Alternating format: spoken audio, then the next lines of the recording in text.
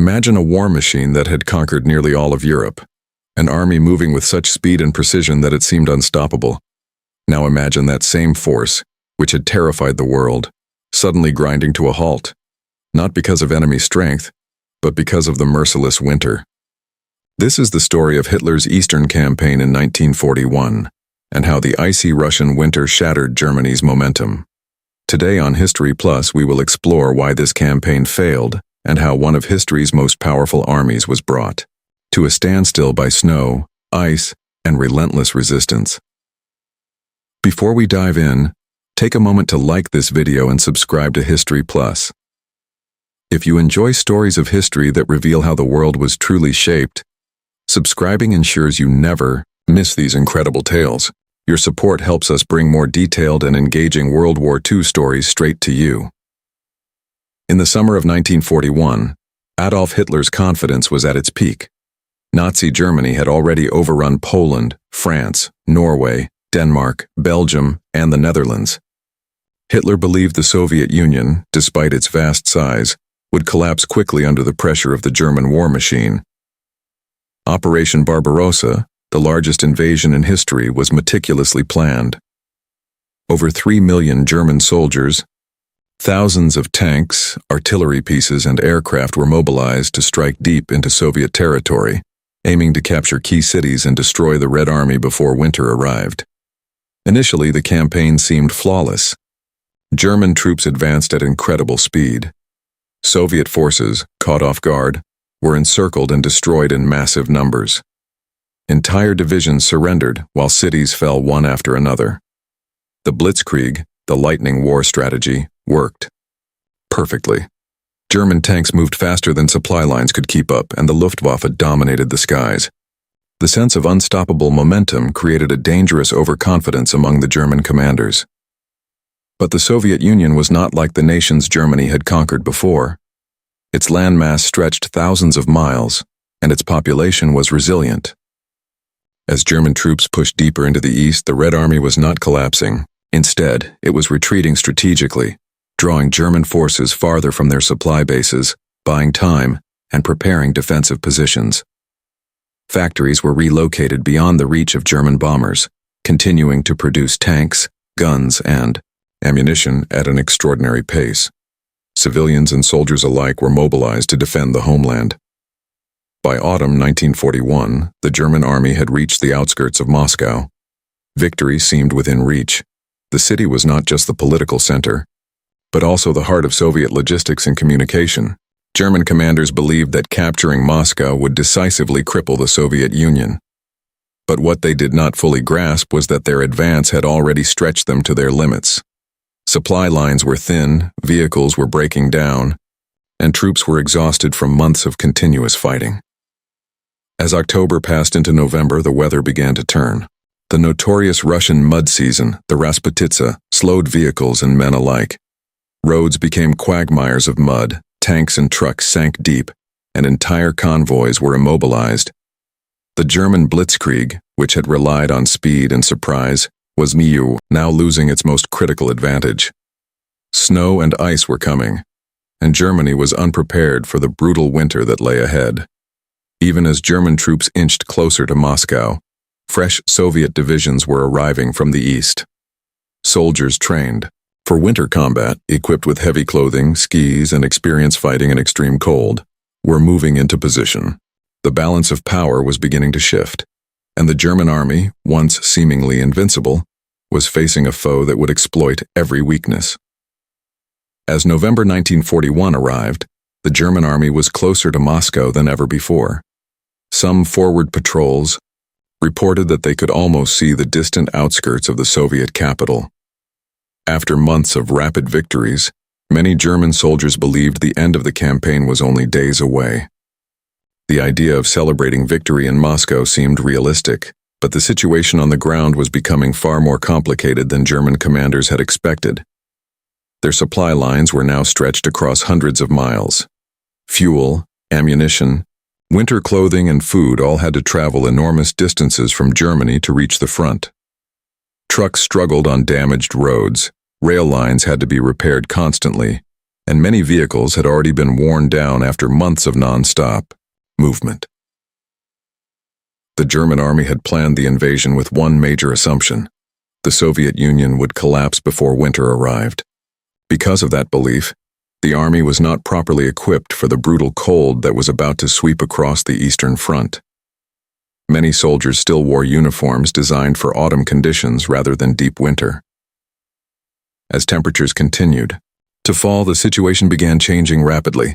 Nights became brutally cold. Ice formed on weapons and equipment. Tank engines struggled to start in the morning. Soldiers woke up to frozen boots and stiff fingers that made it difficult to even hold their rifles. At the same time, the Soviet Union was preparing a powerful response. Intelligence reports had suggested that Japan was not planning to attack the Soviet Union from the east. That information allowed Soviet leadership to move experienced Siberian divisions west toward Moscow. These soldiers were trained to fight in extreme winter conditions and were equipped with proper winter gear. When these fresh units began arriving near the front lines, they brought something the exhausted German army no longer had: energy and preparation. While German troops struggled in the cold, Soviet soldiers were ready to use the winter to their advantage. Inside Moscow, the atmosphere was tense but determined. Civilians worked day and night building defensive positions around the city. Trenches were dug, anti-tank barriers were constructed, and soldiers prepared for the possibility of house-to-house fighting. The Soviet leadership made a powerful statement by choosing not to abandon the capital. Their message was clear: Moscow would not fall easily. Meanwhile, the German army prepared for one final push toward the city. Commanders believed that if they could break through the last Soviet defensive lines, Moscow might still be captured before winter fully set in. But what they did not realize was that time was no longer on their side.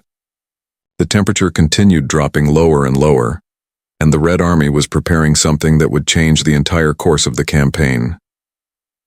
Because in just a few weeks, the frozen battlefields outside Moscow would become the place where Hitler's Eastern campaign would face one of its greatest tests.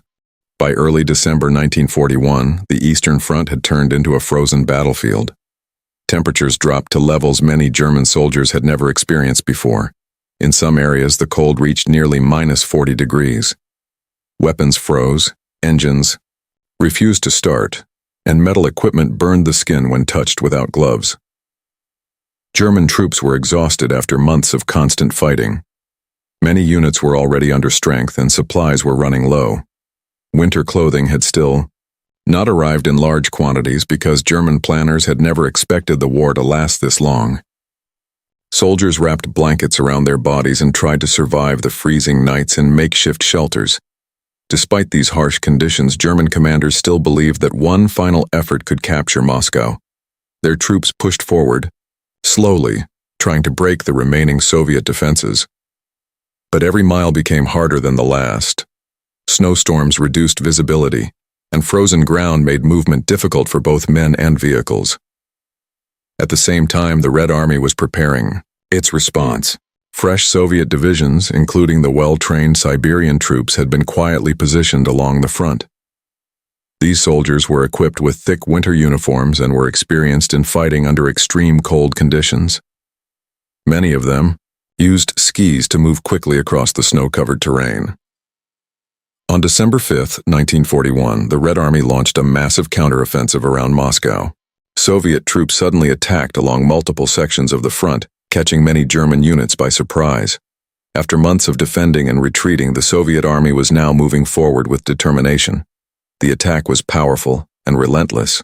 Soviet artillery opened fire across the frozen battlefield, followed by waves of infantry advancing through forests and snow-covered fields.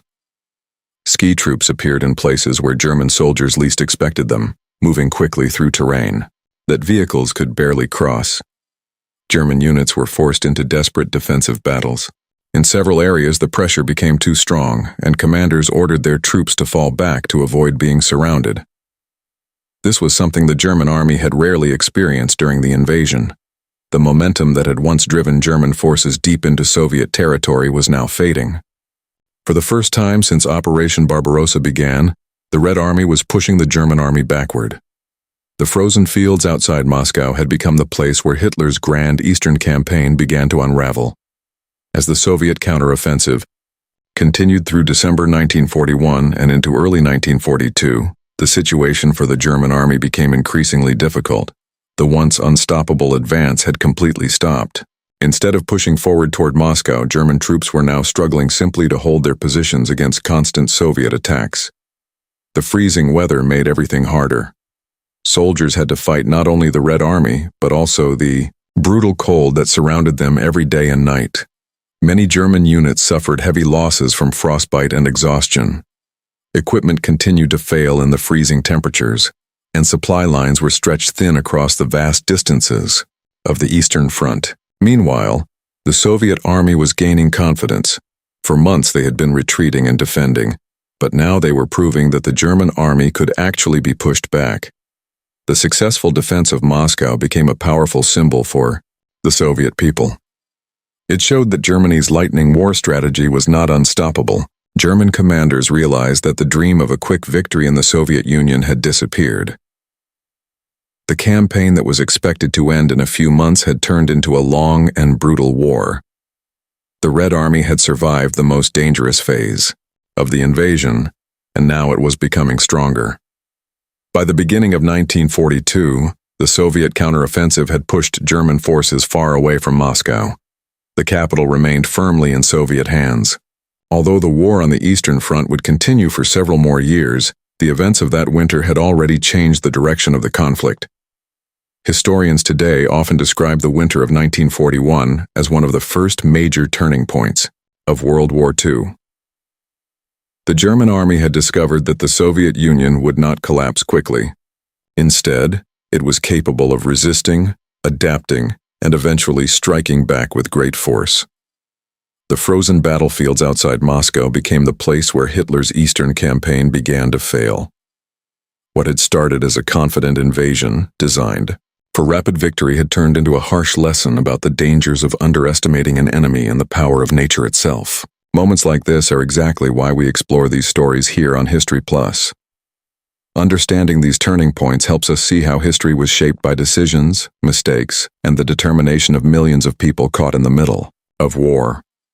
If you found this story interesting, share your thoughts in the comments below. Do you think Germany could have captured Moscow if the winter had not arrived so early in 1941? It would be great to hear your opinion. And if you enjoy deep dives into powerful historical moments, make sure you like this video and share it with friends who love World War II history. Your support helps History Plus continue bringing important stories from the past to life. Because sometimes, a single winter, a single battle, and the determination of a nation can change the course of history forever.